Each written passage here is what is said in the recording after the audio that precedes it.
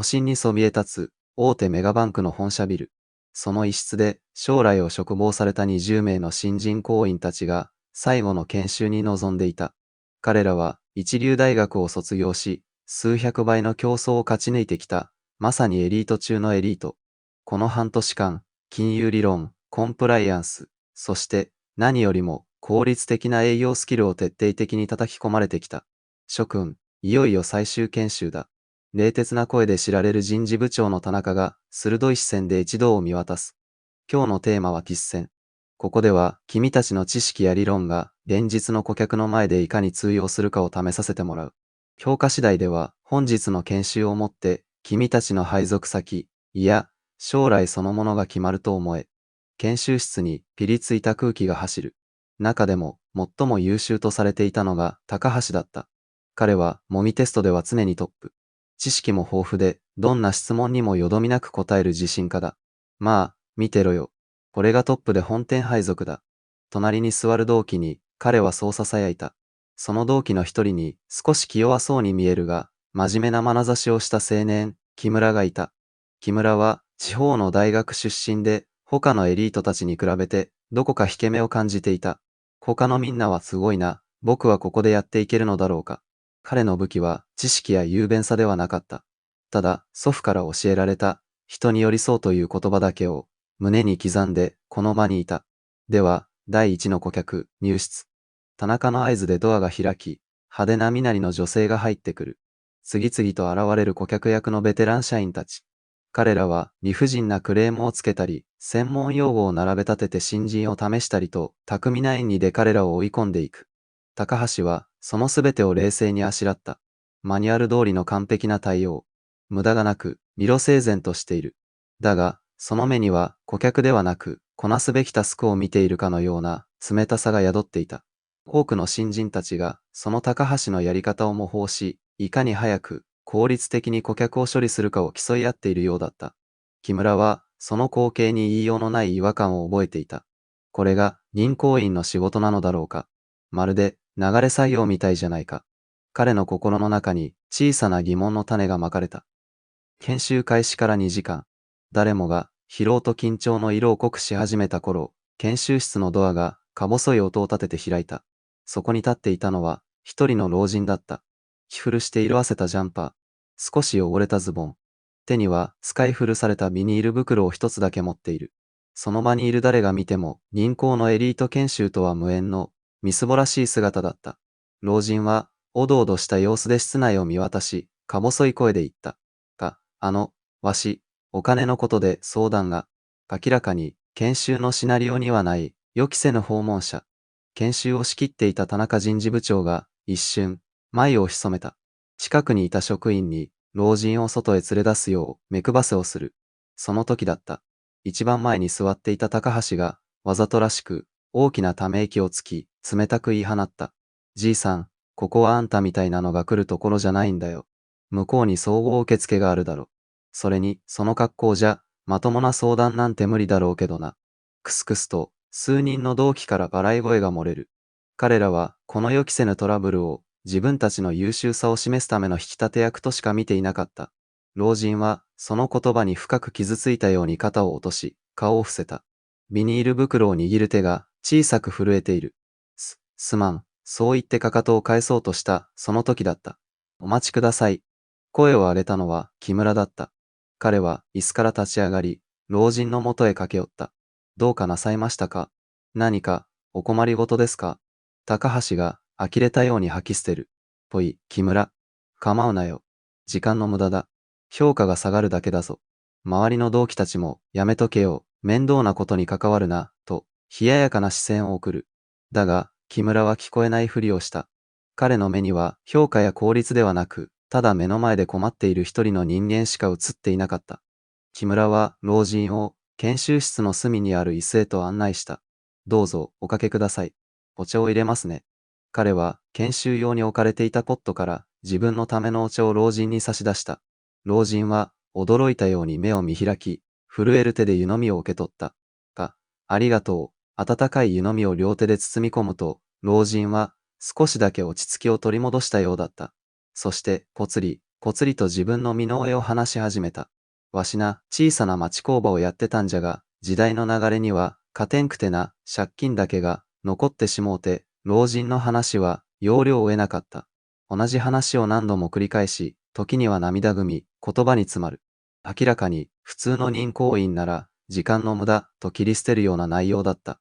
研修室の中では、他の同期たちが、まだ、顧客役とのロールプレイングを続けている。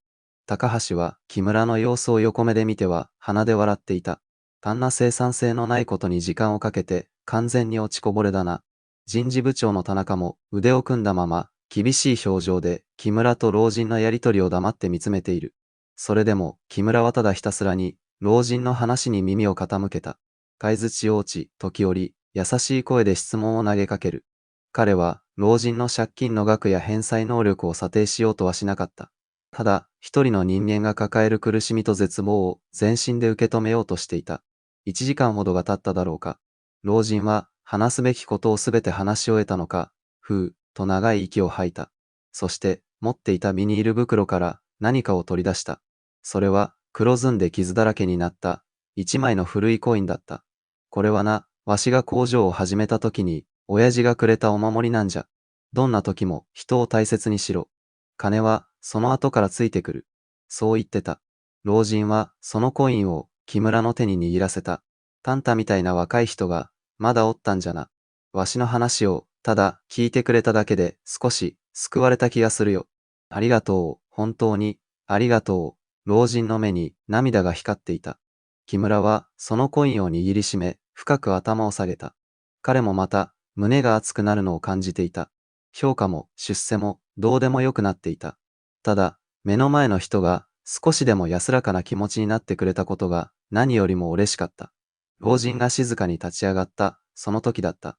それまで黙って様子を伺っていた人事部長の田中が慌てたように駆け寄り、老人の前で深々と頭を下げた。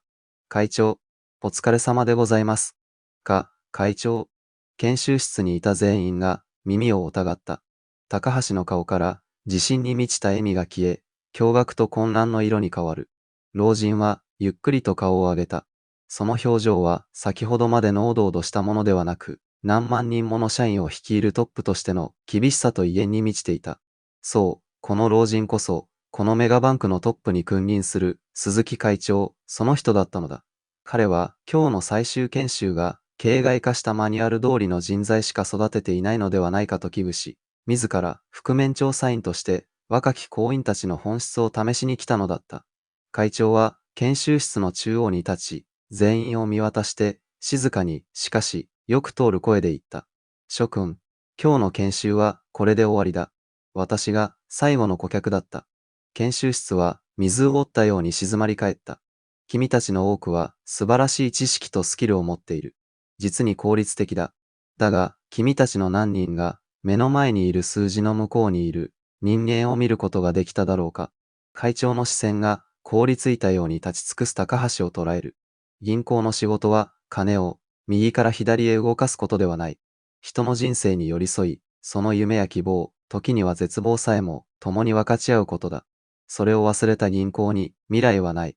そして会長は木村の方へ向き直り、優しい笑みを浮かべた。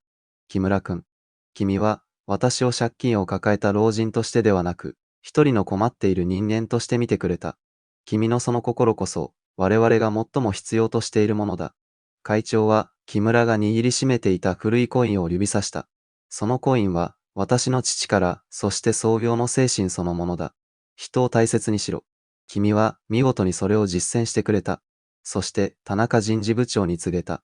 木村君の配属だが、私の直轄の部署にすぐに席を用意したまえ。彼のような人材こそ、これからの銀行を作っていくべきだ。その言葉は事実上の本部長クラスへの異例中の異例となる大抜擢を意味していた。高橋をはじめとする同期たちは、愕然としてただ立ち尽くすだけだった。彼らが追い求めてきたエリートとしての道が、足元から崩れ去っていく音が聞こえたような気がした。一方、木村はただただ驚き、会長の顔と手の中のコインを交互に見つめていた。彼は特別なことをしたわけではない。ただ、目の前の人に誠実に向き合っただけ。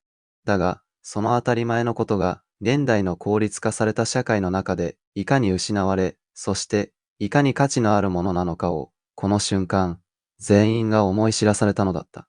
この物語は、私たちに問いかけます。本当の仕事とは何でしょうか？本当のエリートとは、どんな人間なのでしょうか？効率やマニュアルも、もちろん大切です。しかし、その根底に、人への思いがなければ、どんな立派な仕事も、砂上の楼閣に過ぎないのかもしれません。木村くんが握りしめた、一枚の古いコイン。それは、時代がどれだけ変わろうとも、決して変わることのない大切な仕事の原点を、私たちに教えてくれています。あなたの心の中にも、そんな輝くコインが眠っていませんか？それではまた、次の動画でお会いしましょう。